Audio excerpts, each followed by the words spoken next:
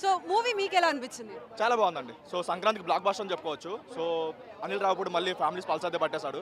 Second half మామూలుగా లేదు, మొత్తం ఫ్యామిలీస్ పడిపడి చచ్చిపోతారు ఆ లెవెల్లో ఉంది.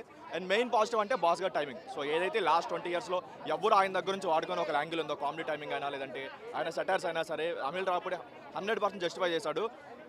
జనరల్గా మనం ఖైదీ నెంబర్ 150 అంటాం కదా, బాస్ బ్యాక్ అని చెప్పి, అది కాదు ఎంఎస్జీ అనేది బాస్ ఇస్ బ్యాక్ అని చెప్పుకోవచ్చు. ఆ లెవెల్ పడ్డాయి.